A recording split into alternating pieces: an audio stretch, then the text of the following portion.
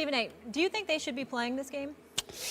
You know, that's an interesting question because obviously sports is a reprieve from some of the things that ail us as a society, and you certainly never want to dismiss the impact of that. People need a reason to cheer and things of that nature. However, I think that when we look at the situation and the circumstances right now, we taking into account the fact that we're talking about a preseason game as opposed to a regular season game.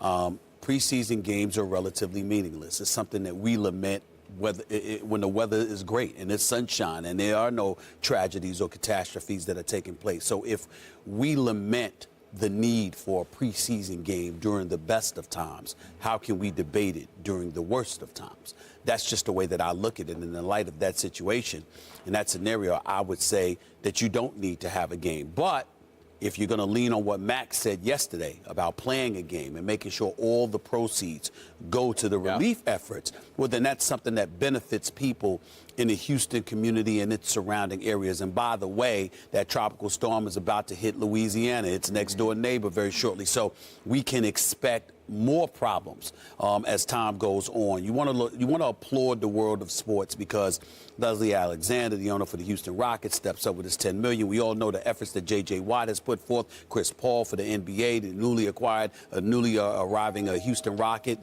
He certainly donated his money as well, and I have no doubt that him, James Harden, and others will definitely donate their time. So we want to applaud the world of sports overall, you know, generically speaking, about their efforts and their sensitivity to times like this, because that's when they usually step up. And certainly nobody is trying to imply that nobody's trying to do that now.